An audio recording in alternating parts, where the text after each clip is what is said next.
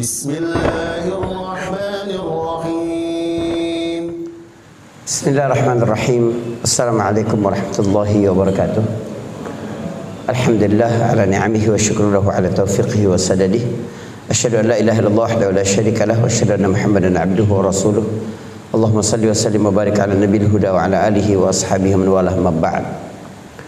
Jamaah salat subuh Masjid Darul Razak yang dirahmati Allah Subhanahu wa taala. Alhamdulillah, pada pagi hari yang berbahagia ini Allah izinkan kita dapat melaksanakan ketaatan kepada Allah Subhanahu wa taala, mengawal hari kita penuh keberkahan dalam keimanan, ketundukan, sujud, ya, salat bersama, lalu dilanjutkan dengan berada di majlis ilmu.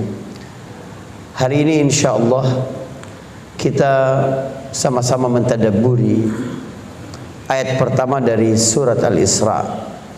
Allah Subhanahu wa taala berfirman, A'udzu billahi minasyaitonir rajim. Bismillahirrahmanirrahim.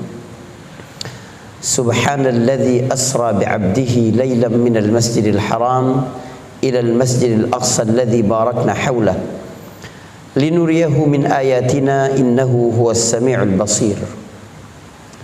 Kita akan coba pendekatan tafsir dan bagaimana kita mentadaburi kandungan yang terdapat di dalam ayat yang kita bacakan barusan.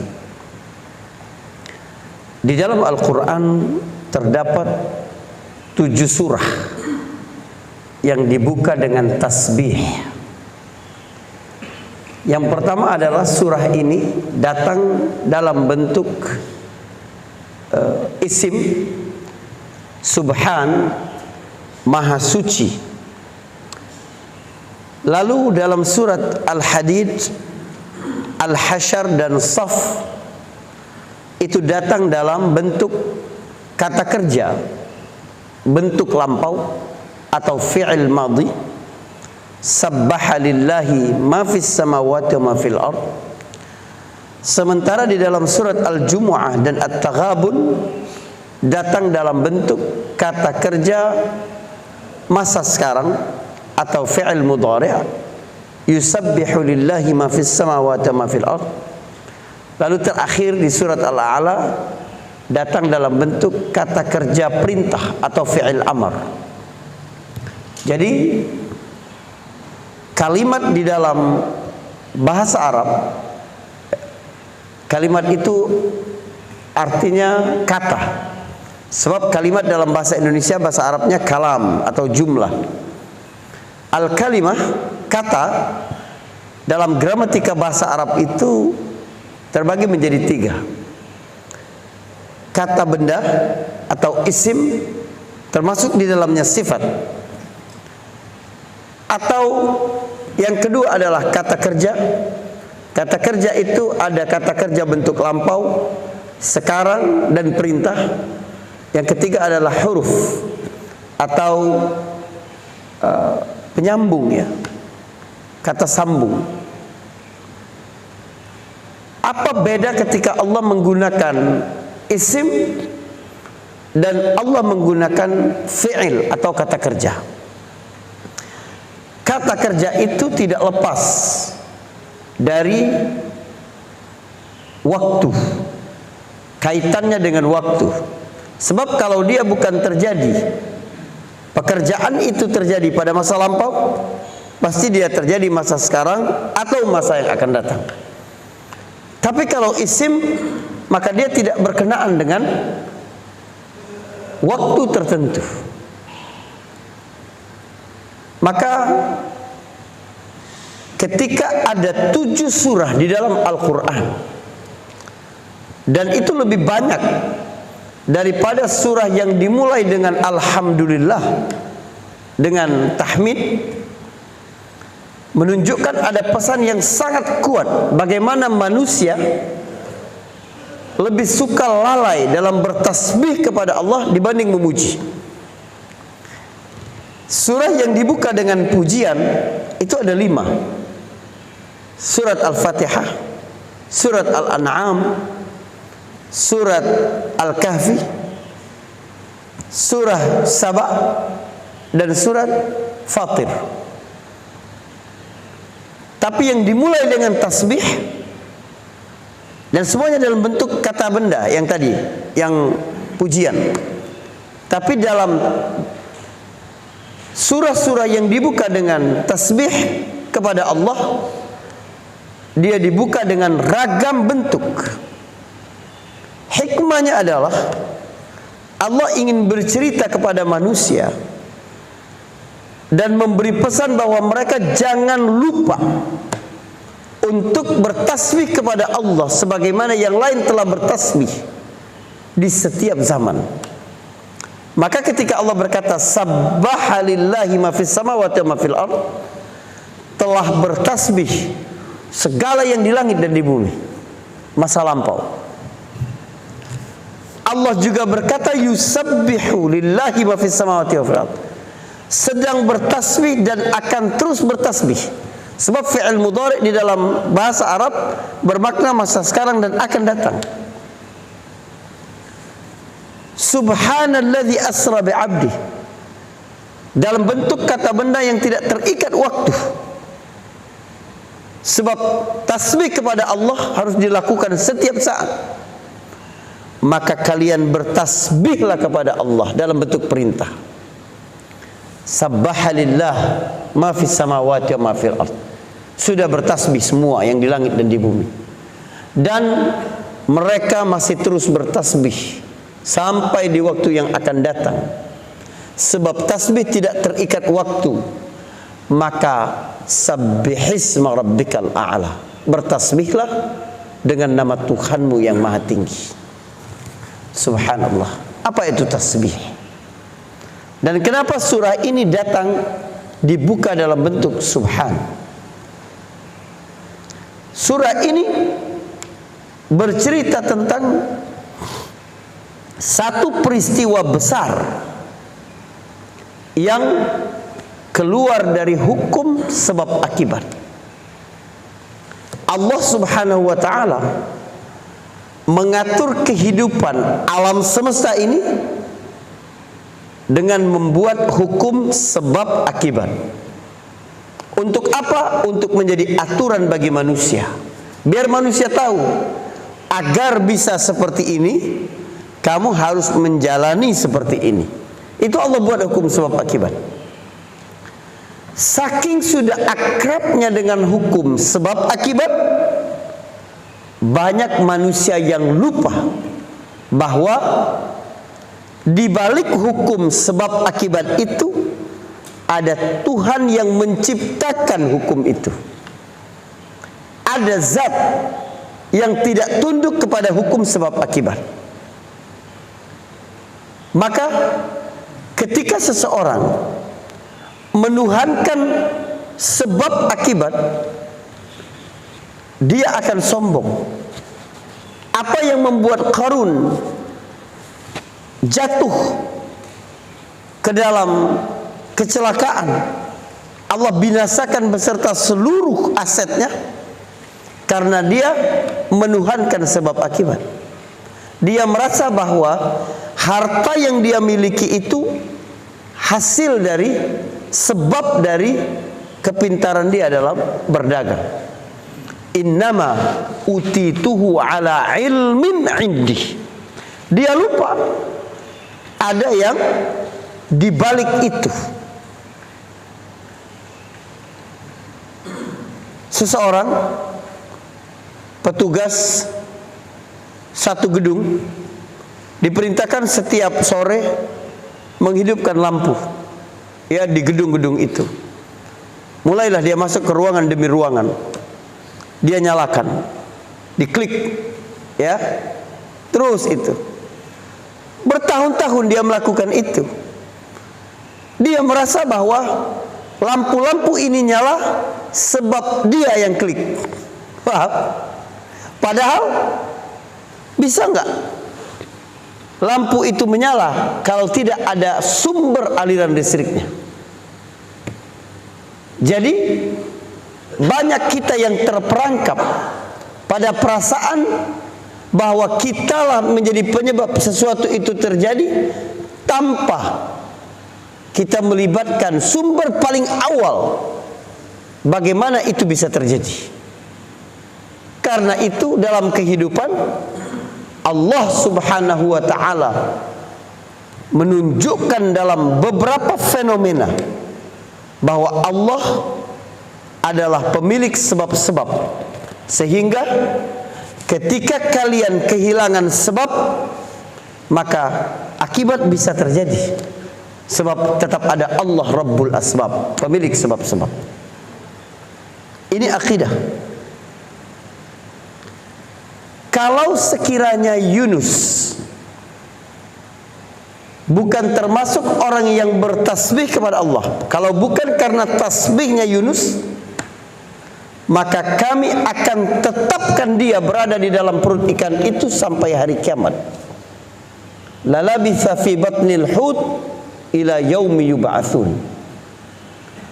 Tapi apa yang membuat Yunus keluar dari perut ikan?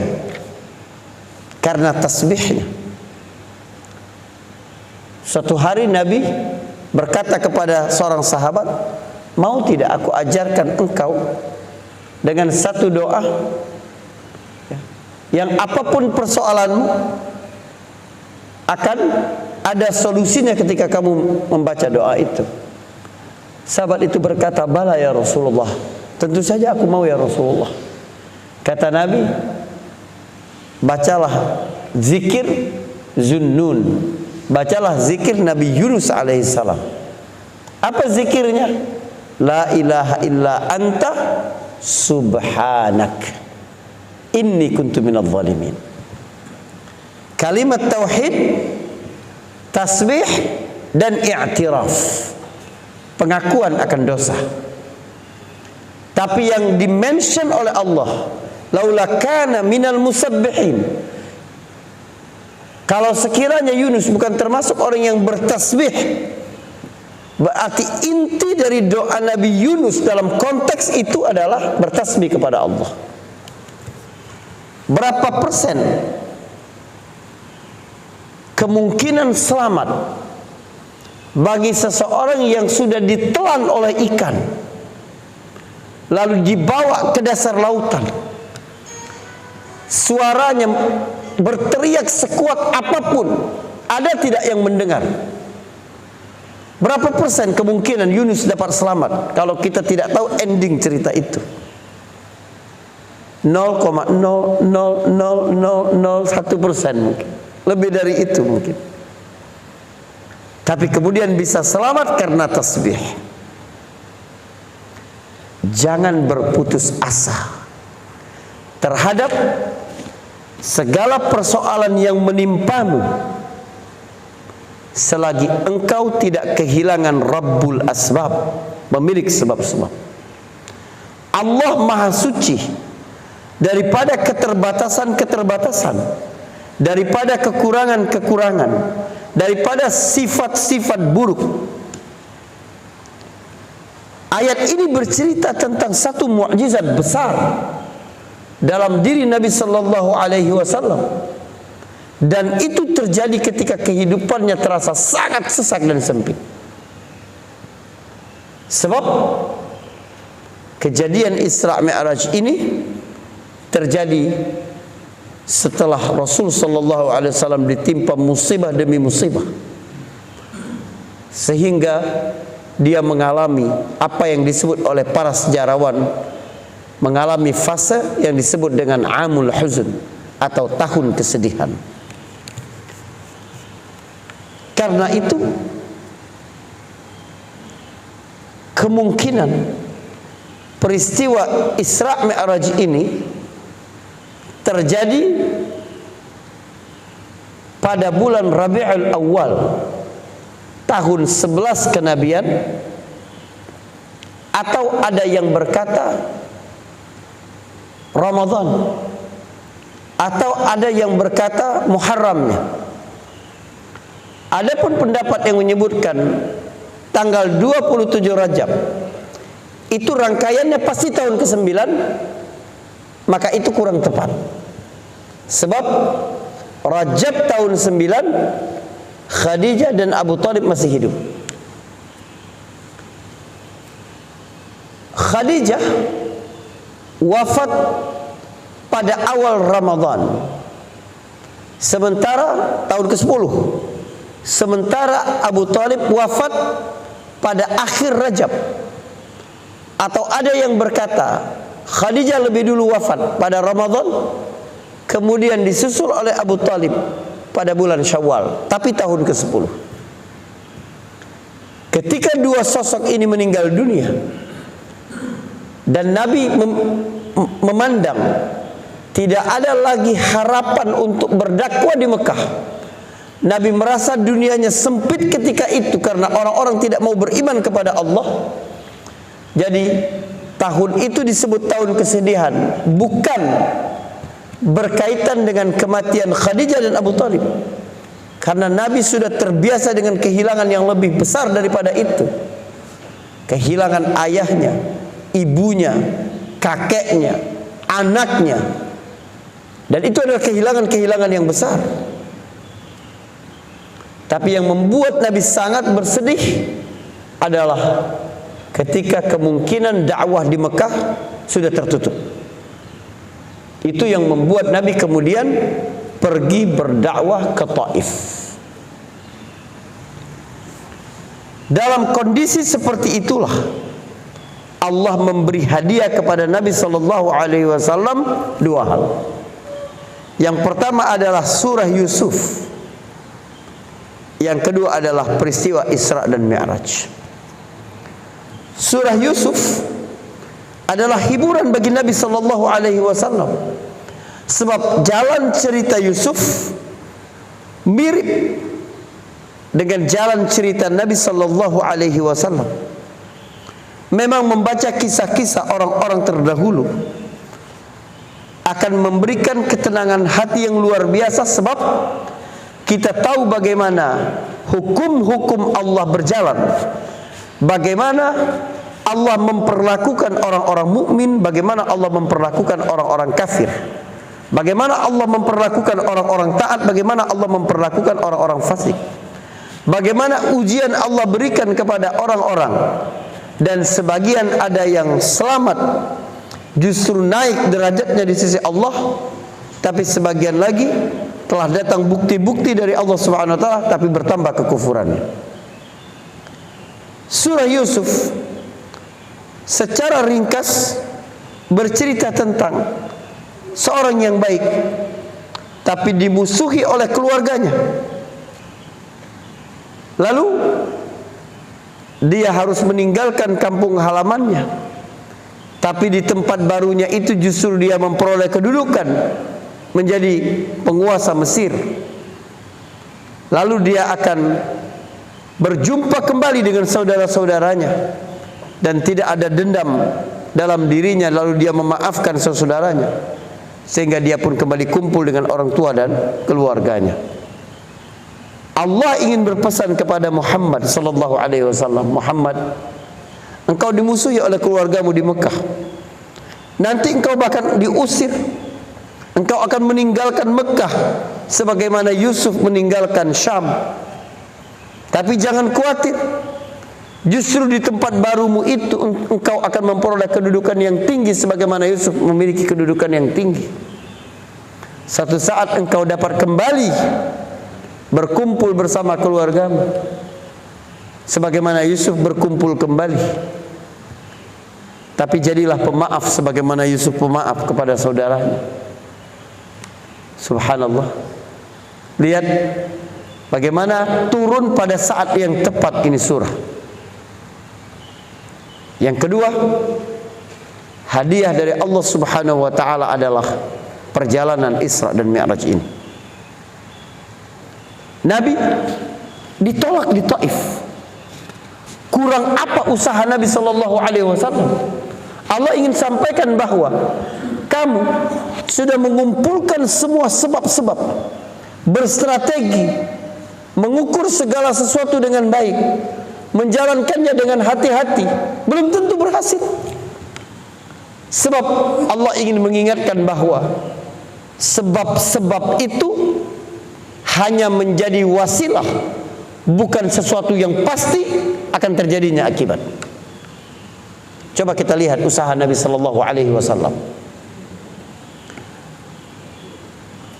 Pada akhir Syawal tahun 10, Nabi memutuskan untuk pertama kali berdakwah keluar Mekah. Subhanallah.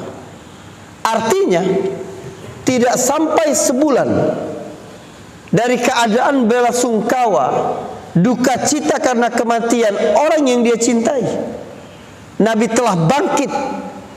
Sebab visi hidupnya jauh lebih besar, bukan hanya hal-hal sentimental dalam kehidupan. Dia harus terus berjuang, walaupun dalam kehidupan personalnya dia diuji. Maka Nabi memutuskan untuk berdakwah, tidak larut dalam kesedihan. Itu pejuang. Nabi pergi berdakwah. Bagaimana Nabi berdakwah?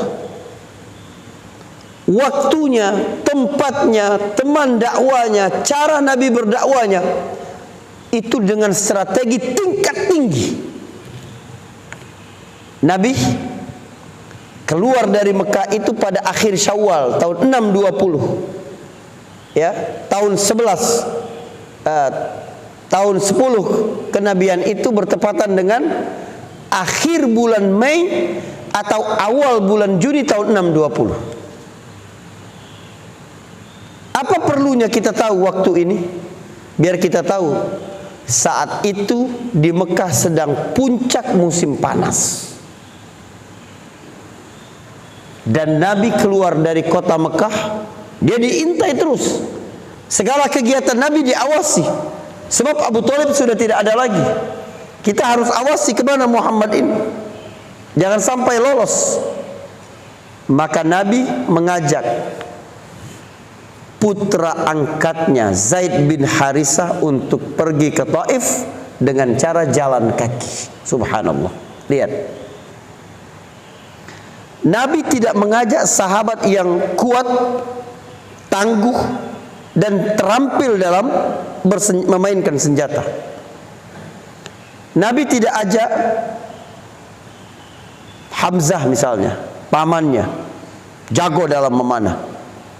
Atau Nabi tidak mengajak Umar bin Khattab, tidak. Yang hampir semua orang Quraisy takut dengan dia. Nabi Sallallahu Alaihi Wasallam mengajak putra angkatnya Zaid bin Harisah, dan Nabi tidak menunggangi kendaraan supaya tidak menarik perhatian. Orang Quraisy melihat Muhammad keluar dari rumah jalan kaki dengan anaknya, tidak ada yang istimewa, ya kan? Paling pergi ke warung beli sesuatu, beli sembako. Tapi keduanya pergi ke Taif, jalan mendaki terjal. 4 hari yang lalu saya di Taif, naik bis saja capek. Tapi Nabi berjalan, dan itu puncak musim panas. Lihat usaha Nabi ya, pada tingkat yang paling maksimal. Dan Nabi berstrategi. Bukan datang kepada sembarang orang. Ada orang sedang kumpul-kumpul, Nabi datang ke situ. Tidak. Di Taif ada suku Thaqif. Suku Thaqif itu terdiri dari 2 cabang, Bani Amru dan Bani Malik. Nabi memilih ke Bani Amr atau ke Bani Malik. Bani Malik bersekutu dengan Hawazin, suku yang berada di dekat Taif. Sementara Bani Amr bersekutu dengan Quraisy. Kemungkinan paling besar Nabi bisa diterima di Bani Malik, sebab musuh bagi Quraisy, saingan bagi Quraisy. Tapi Nabi tidak mau, sebab ini bukan urusan politik duniawi, bukan. Tapi ini urusan dakwah. Nabi tidak mau seolah-olah dia berkhianat bagi bangsanya, meminta bantuan bagi sekutu bangsa Hawazin. yang punya rivalitas tinggi dengan Quraisy. Dan itu menyebabkan terjadi perang Hunain pada tahun ke-8. Tapi Nabi memilih Bani Amr, bahwa politik Nabi, politik dakwah adalah politik merangkul. Dan Nabi tidak datang kepada Bani Amr secara umum. Dia pilih anak-anak pemimpinnya dulu, bukan pemimpinnya. Sebab takut nanti ada konflik interest, ada konflik kepentingan. Jangan sampai mereka mengesankan bahwa Nabi ingin berkuasa, berpengaruh, merebut pengaruh mereka. Tidak. Nabi datangi anak-anak mereka, anak-anak Abdul Yalil, anak-anak Mas'ud. Jadi usaha Nabi ini luar biasa, maksimal. Tapi hasilnya tidak ada seorang pun yang beriman ketika itu di Taif. Tidak lama dari peristiwa inilah Nabi SAW dihibur oleh Allah Subhanahu wa taala dengan perjalanan Isra. Allah buka ceritanya di dalam Al-Quran itu dengan kata subhan. Wahai manusia, kamu mungkin menjalani kehidupan yang menurutmu sebab-sebab engkau akan sukses, sebab-sebab engkau akan selamat, sebab-sebab engkau akan memperoleh kehidupan yang nyaman, sebab-sebab engkau akan memperoleh kebahagiaan sudah terputus. Kamu tidak boleh terputus hubungan dengan Allah pemilik sebab-sebab. Allah Maha Suci. Tidak mungkin Allah membiarkan hambanya menzaliminya, tidak memperhatikannya, tidak bijak dalam keputusan-keputusan takdirnya. Tidak mungkin. Sebagaimana Allah Maha Suci dari keterbatasan-keterbatasan. Engkau melihat duniamu sedang sempit pada hari ini. Allah angkat engkau ingin supaya engkau melihat betapa luasnya kekuasaan Allah Subhanahu wa taala. Bayangkan bagaimana perasaan Nabi yang malam itu melihat betapa kecilnya Mekah tidak ada artinya, betapa kecilnya bumi tidak ada artinya, betapa kecilnya cakrawala tidak ada artinya. Ketika dia sampai di Sidratul Muntaha, dia melihat tumbuhan-tumbuhan besar. Dia melihat daun-daun yang sangat besar. Dia melihat cahaya, dia melihat, dia subhanallah. Maha suci Allah tidak mungkin membiarkan engkau Muhammad. Maha suci Allah, kemampuannya tidak terbatas untuk melindungimu, untuk membantumu, untuk menghiburmu, untuk membersamaimu. Maka ini peristiwa besar. Allah buka dengan kata subhan. Maha suci Allah. Bagi seorang mukmin, ketika dia bertasbih, maka ada dua sebab kebahagiaan yang hadir dalam hidupnya. Yang pertama adalah melahirkan husnuzan kepada Allah, bahwa segala ketetapan-ketetapan takdir yang Allah berikan pada dirinya tidak mungkin buruk, sebab Allah Maha Suci dari itu. Jadi ketika selesai salat dan kita melafazkan tasbih subhanallah, maka berzikirlah dengan hati. Ulangi itu, subhanallah, subhanallah, subhanallah. Resapi itu. Bayangkan segala persoalan-persoalanmu. Fa'asa an takrahu syai'an wa huwa khairul lakum, wa asa an tuhibbu syai'an wa huwa syarrul lakum. Kamu bisa jadi benci dengan sesuatu, tapi itu baik bagi kamu. Allah tidak mungkin menjerumuskanmu dalam keburukan. Kamu bisa cinta sesuatu, tapi itu buruk bagi kamu. Allah tahan, Allah tunda, Allah berikan kepada orang lain, tidak kepada dirimu. Sebab Allah Maha Subhan, Allah Maha Suci. Kita bersedih berlebihan itu terkadang karena kita kehilangan prasangka baik terhadap takdir-takdir Allah Subhanahu wa taala.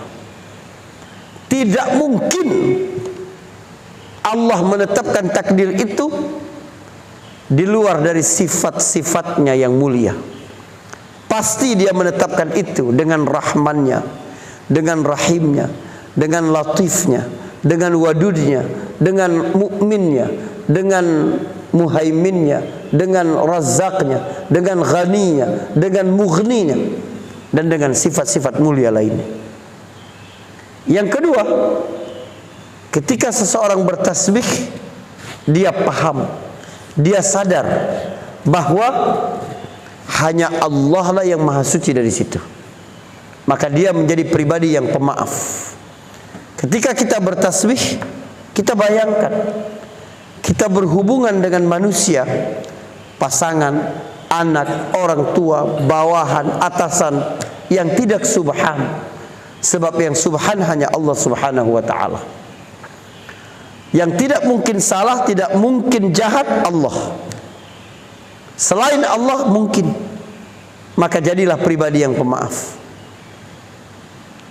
Subhan melepaskan Allah dari belenggu-belenggu keterbatasan, bahwa Allah maha suci dari itu semua.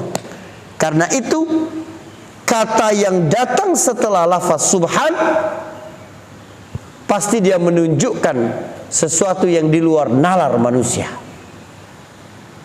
Lihat, subhanalladzi asra bi'abdihi lailan minal masjidil haram ilal masjidil aqsa.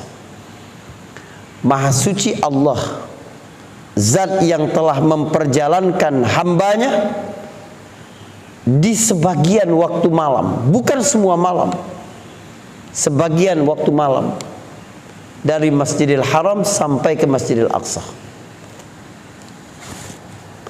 Bagaimana ini bisa terjadi?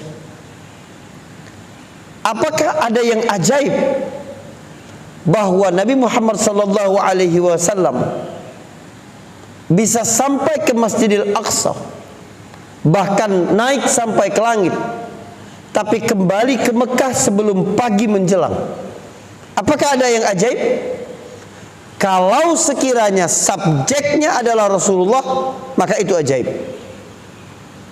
Tapi di ayat ini subjeknya adalah Allah, maka subhanallah. Tidak ada yang ajaib. Karena itu Allah tidak berkata subhanalladzi sara abdahu, atau subhanallah sara abdahu. Allah tidak bercerita bahwa Muhammad melakukan perjalanan dari Masjidil Haram ke Masjidil Aqsa, bukan. Tapi Allah berkata Allah yang memperjalankan, baik, Allah yang memperjalankan hambanya. Artinya Muhammad pada konteks ini menjadi objek. Menjadi objek. Pelakunya siapa? Allah. Maka tidak ada yang ajaib. Kalau Sarah berjalan, itu Nabi. Tapi kalau Asra memperjalankan, siapa yang memperjalankan Nabi? Allah. Maka tidak ada yang ajaib. Kalau semut dapat sampai ke Jakarta dari Surabaya dalam waktu 1 jam, itu ajaib. Tapi kalau dia terbawa karena dia berada di dalam sepatu pilot, maka tidak ada yang ajaib. Sebab yang melakukannya adalah pilot. Begitulah Isra Mi'raj. Pelakunya, subjeknya adalah Allah Subhanahu wa ta'ala. Maka ketika sempit duniamu, maka engkau harus melepaskan beban yang ada di pundakmu itu, dan engkau serahkan kepada Allah Subhanahu wa ta'ala, karena bagi Allah tidak ada yang berat. Subhanalladzi asra bi'abdihi. Siapa yang diperjalankan oleh Allah Subhanahu wa ta'ala itu? Hambanya. Perhatikan, peristiwa ini terjadi setelah 10 tahun atau 11 tahun Muhammad sallallahu alaihi wasallam menjadi rasul. Lebih mulia menjadi hamba biasa atau menjadi rasul? Lebih mulia mana? Hamba biasa seperti kita atau Rasulullah? Rasulullah. Tapi Allah pada konteks ini tidak berkata subhanalladzi asra bi rasulihi, subhanalladzi asra bi nabiyhi, tidak. Tapi Allah menyebutkan subhanalladzi asra bi abdihi. Ada dua hikmah Allah menggunakan kata hamba, tidak menggunakan kata nabi atau rasul dalam konteks ini.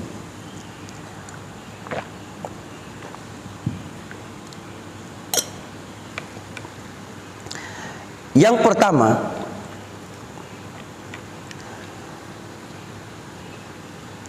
abd adalah kedudukan yang hina kalau itu dikaitkan dengan segala sesuatu di luar Allah. Hamba dinar, hamba dirham, hamba si fulan, hamba jabatan, hamba kepentingan, hamba, maka dia hina. Tapi ketika dia disandarkan kepada zat Allah, maka dia menjadi mulia. Abdihi itu berarti Abdullah, hamba Allah. Begitu kita ini dikaitkan dengan hamba kepada Allah Subhanahu wa taala, maka kita adalah makhluk yang mulia. Jadi Allah ingin menyampaikan kepada Rasul sallallahu alaihi wasallam, engkau jadi hambaku itu berarti engkau terhormat. Dan ini salah satu bentuk penghormatan dariku kepadamu.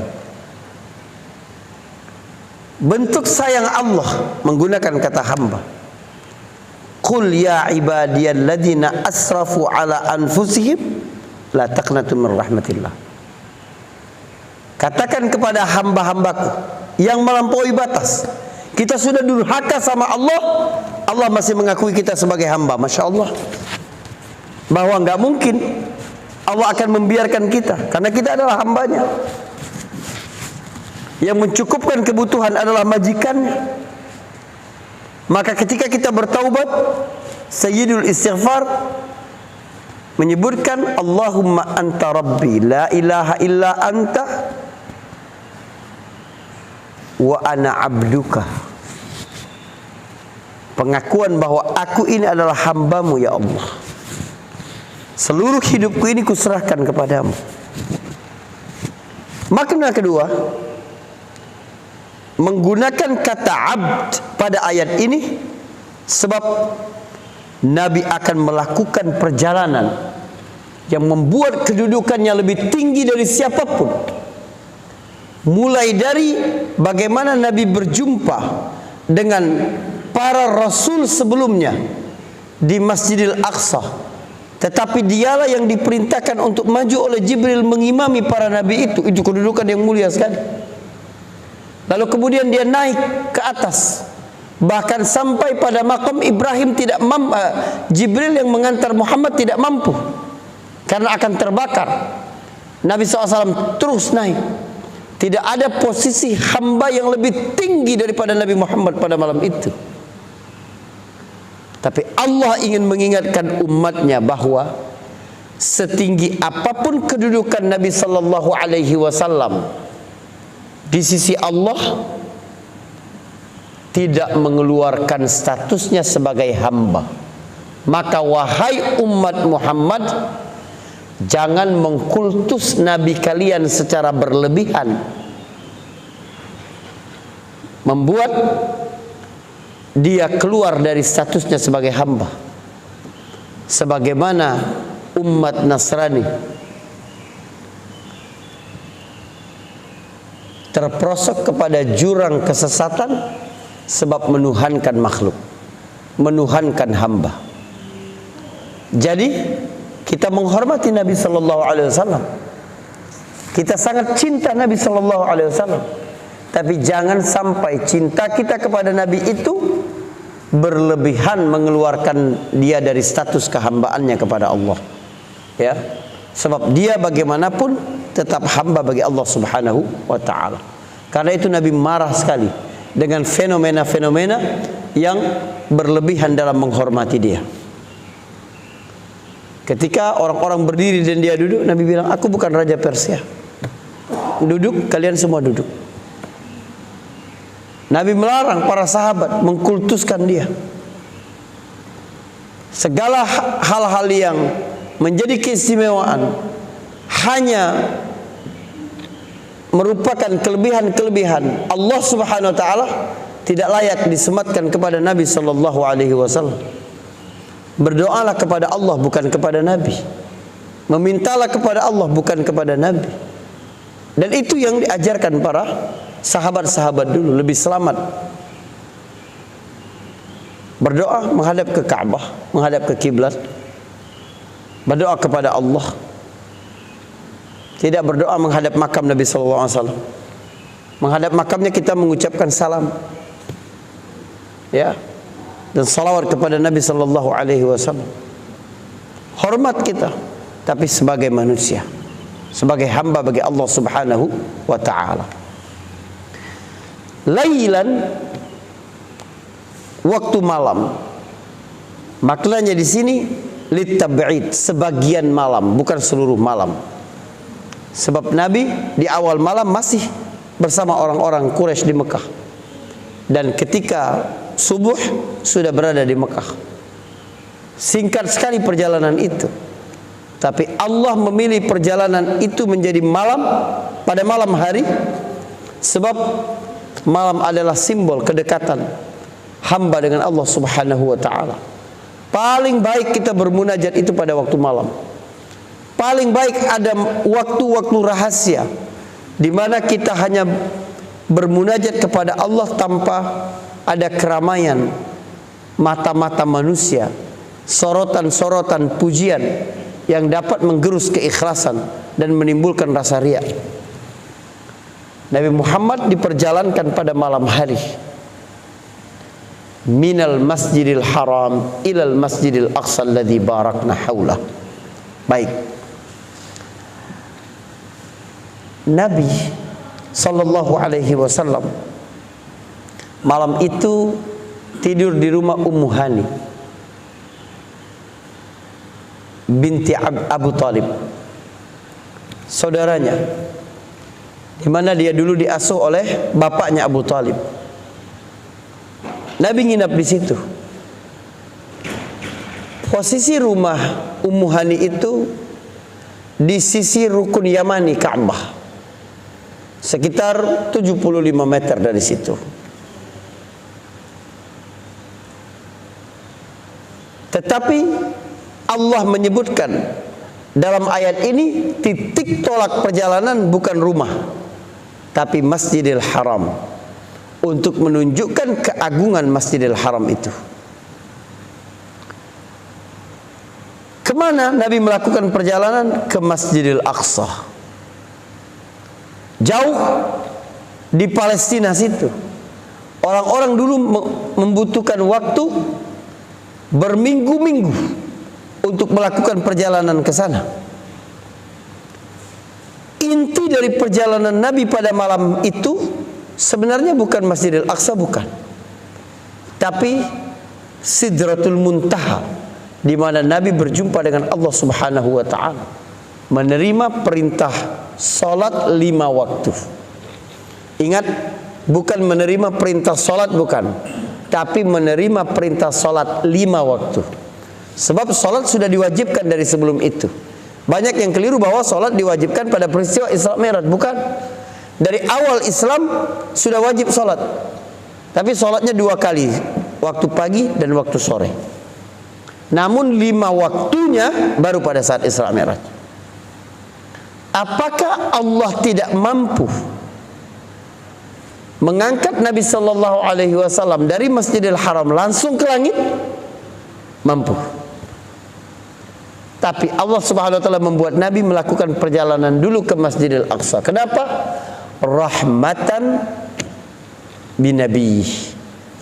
rahmat ya linabiyhi, bentuk kasih sayang Allah kepada nabinya.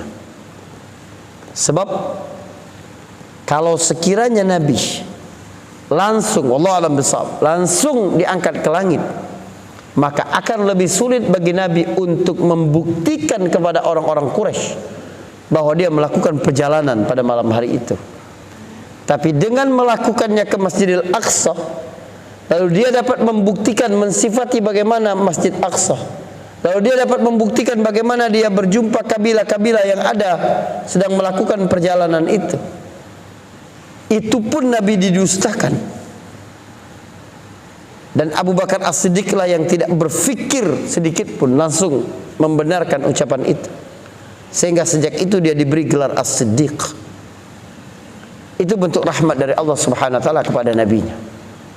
Yang kedua, bentuk perhatian Allah Subhanahu wa taala kepada Masjidil Aqsa, pesan kepada umat Muhammad, ummatul Quran, bahwa kalian bertanggung jawab terhadap masjid itu. Ketika berada di Masjidil Aqsa, Nabi dakwanya belum sampai ke Syam. Nabi baru berdakwah ke Taif, dekat dengan Mekah. Ada dua jalur ke Taif itu ya, pada waktu itu. Ada jalur yang lebih curam, itu sekitar 95 km. Tapi ada jalur yang memutar, tapi agak landai, sekitar 120 km.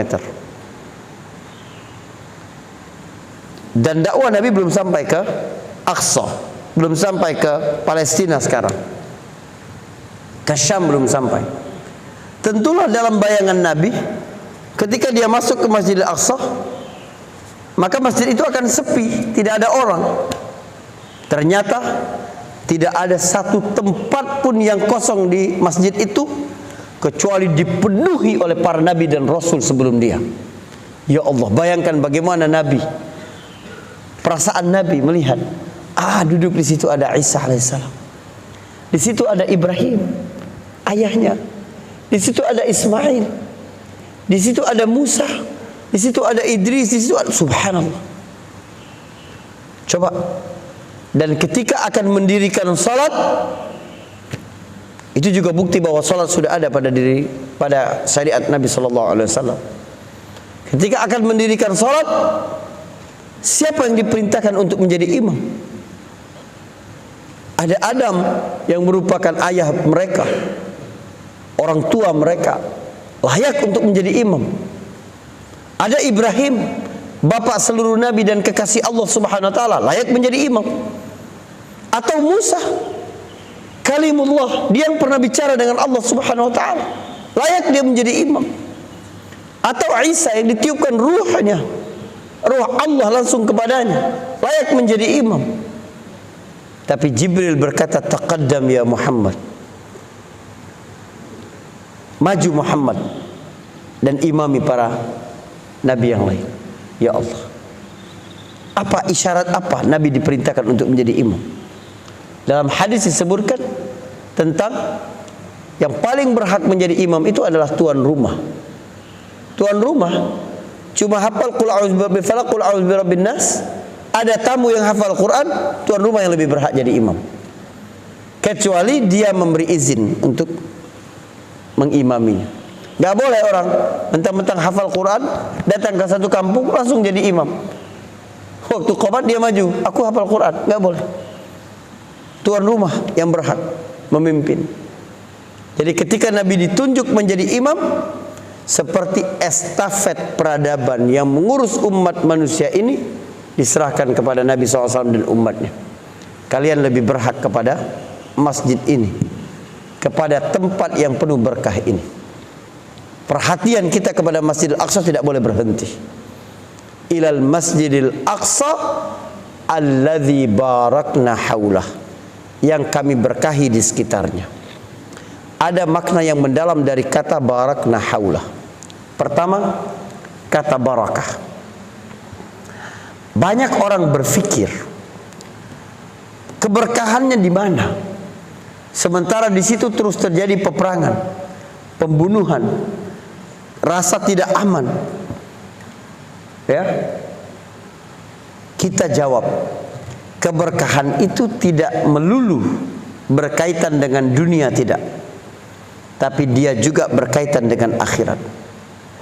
Seorang sahabat yang ditahan di Mekah tidak bisa menyusul Nabi hijrah ke Madinah karena memiliki harta yang banyak.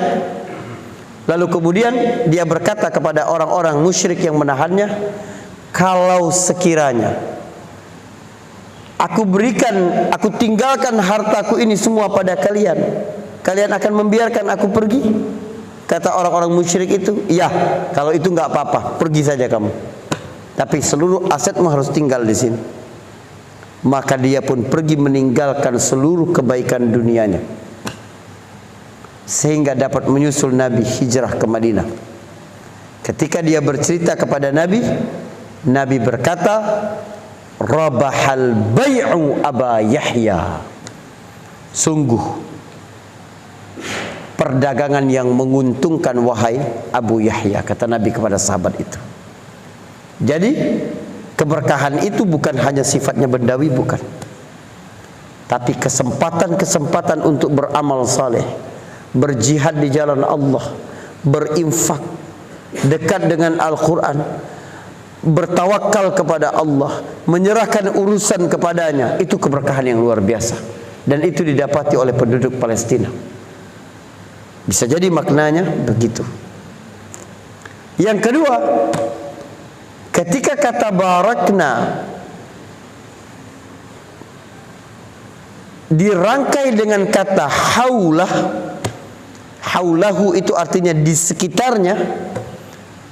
Ada ulama yang juga memahami bahwa keberkahan Al-Aqsa itu biar dia dapat memberikan kebaikan duniawi juga, keamanan, stabilitas, pangan yang cukup, ya, kemudian apalagi keamanan dan kemakmuran, maka kita harus memperhatikan wilayah-wilayah penyanggahnya. Haulahu. Jadi nggak bisa membebaskan Masjid Aqsa sendiri tanpa kita membebaskan tanah-tanah di sekitarnya.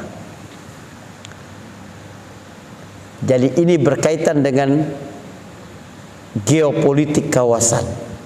Kalau dalam bahasa hari ini, yang perlu kita selamatkan adalah Saudi Arabia, Jordan, Mesir, Syria, harus dipimpin dengan pemimpin-pemimpin yang benar, yang memperhatikan nasib Palestina.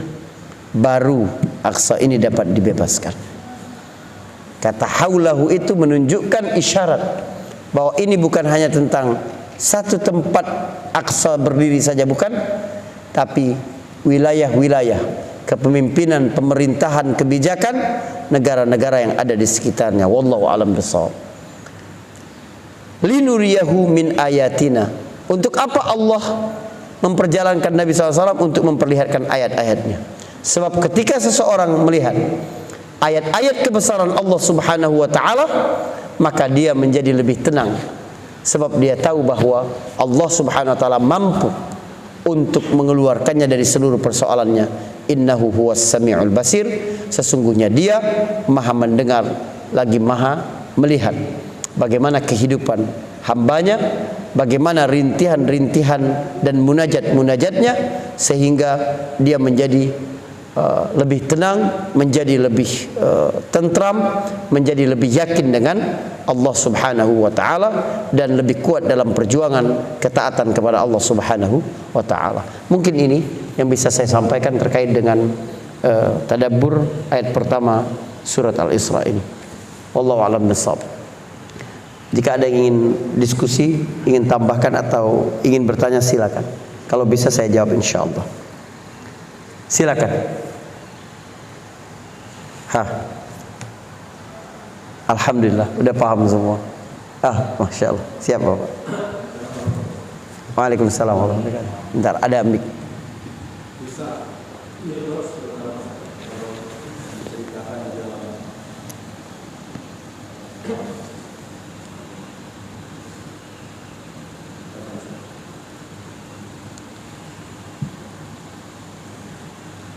Waalaikumsalam warahmatullahi wabarakatuh. Mengenai kisah Mi'rajnya pada saat Rasulullah naik hingga sudah bertemu itu kan ada beberapa cerita atau mungkin rujukannya pada hadis, dan salah satunya itu tahiyat akhir. Apa salah satunya? Tahiyat akhir. Oke. Yang disebutkan di situ semacam dialog. Nah, fokus saya apa memang ada cerita-cerita yang kemudian tahiyat akhirnya adalah dialog antara Allah dan Muhammad. Ya, baik, bagus sekali. Di dalam surat Al-Isra ini Allah hanya bercerita penggalan perjalanan dari Masjidil Haram ke Masjidil Aqsanya. Cerita tentang Mi'raj ke langitnya itu ada di dalam surat An-Najm. Ya, itu terpisah. Walaqad ra'ahu nazlatan ukhra 'inda sidratil muntaha 'indaha jannatul ma'wa, gitu ya. Itu cerita, dan ayat-ayat berikutnya itu cerita tentang Nabi SAW di Sidratul Muntaha. Dan dalam hadis panjang riwayat Muslim tentang bagaimana Nabi SAW perjalanan detailnya berada di langit sampai berdialog dengan Allah. Lalu di antaranya adalah ketika Nabi mengucapkan tahiyat, penghormatan kepada Allah Subhanahu wa taala. Lalu Allah menyampaikan salamnya, assalamu alayka. Lalu kemudian Nabi menjawab salam ya kepada seluruh hamba-hamba yang saleh sebagai bentuk tawadhu Nabi sallallahu alaihi wasallam. Tentu ini hanya menjadi illah ya, sebab yang mengambil lafaz dari dialog itu yang kemudian menjadi ibadah ritual kita yang kita baca di dalam salat. Walaupun peristiwa itu sudah berakhir, tetapi dia tetap memberikan pelajaran, memberikan makna yang dalam, lalu diambil menjadi ibadah sehari-hari kita. Banyak di dalam Islam ibadah-ibadah seperti itu. Misal bagaimana Siti Hajar berlari dari Safa dan Marwah. Peristiwa itu sudah tidak ada lagi, tapi kemudian diadopsi menjadi sa'i. Atau ketika Ibrahim melempari setan, lalu kemudian diadopsi menjadi manasik haji jamarat. Begitu juga bacaan dalam salat itu, karena dia relevan ya, sebagai bentuk penghormatan, karena kita bisa lakukan itu. Maknanya itu dalam at-tahiyyatu lillah was-salawat wat-thayyibat. Bentuk penghormatan paling tinggi kita kepada Allah Subhanahu wa taala. Rasakan bagaimana kita bersimpuh di situ. Sehingga memang salat itu mi'rajul mu'min. Salat itu mi'rajnya orang-orang yang beriman. Tapi mi'raj ruh, jiwa kita yang naik. Sementara mi'raj bagi diri Nabi sallallahu alaihi wasallam itu menyangkut ruh dan jasad Nabi. Ya, pasti itu. Sangat meyakinkan bahwa yang melakukan perjalanan Isra Mi'raj itu bukan hanya ruh Nabi, bukan, tapi juga fisik Nabi sallallahu alaihi wasallam. Kalau sekiranya cuma ruh, maka tidak ada yang sulit bagi orang-orang Quraisy untuk mengolok-ngolok Nabi yang cuma ruh. Tapi mengapa mereka dapat celah untuk mengolok-ngolok Nabi? Kok bisa kamu melakukan perjalanan semalam sampai ke Al-Aqsa? Karena dia berkaitan dengan fisik Nabi sallallahu alaihi wasallam. Dan tidak layak Abu Bakar mendapat gelar As-Siddiq kalau cuma percaya ruh Nabi. Bisa saja memang, tapi Abu Bakar memang percaya bahwa fisik Nabi pun melakukan perjalanan itu. Gitu, wallahu a'lam bishawab. Baik.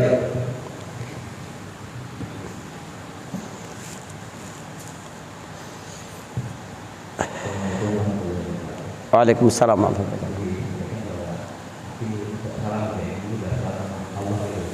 Gimana Pak? Nanti kan bertemu langsung dengan Allah itu. Langsung itu nanti sudah melihat wajah Allah gitu ya. Terus kita bicara berarti kalau sudah kuat gitu. Ya. Di sini gimana? Ya. Memang ini diskusi panjang di antara para ulama mengenai hal ini ya. Ada yang berkata itu di balik hijab. Ya, ada yang berkata Nabi berjumpa langsung dengan Allah Subhanahu wa taala. Wallahu alam, saya nggak berani jawab ini. Ya. Nggak bisa jawab saya. Panjang sekali diskusi para ulama mengenai hal ini. Gitu. Yang lain ada? Baik. Assalamualaikum warahmatullahi wabarakatuh. Waalaikumsalam warahmatullahi wabarakatuh.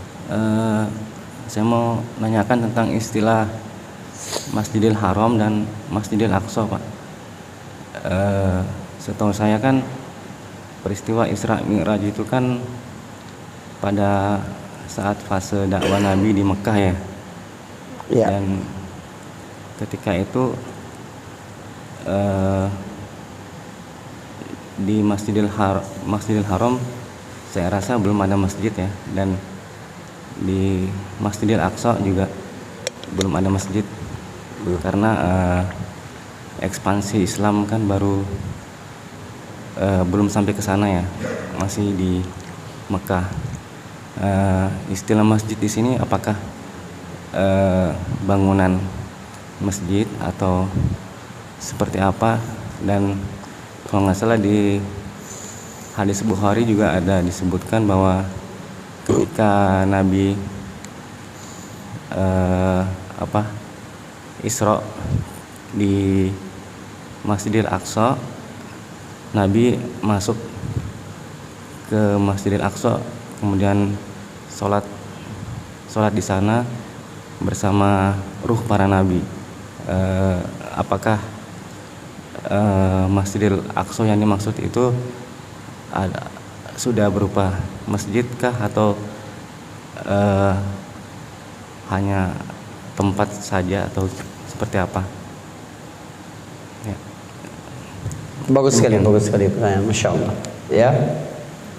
Jadi di dalam surat Ali Imran, Allah Subhanahu Wa Taala berfirman ayat 96, Inna awwala baitin wudi'a lin-nas lalladzi bi Bakkata mubarakan wa hudan lil alamin.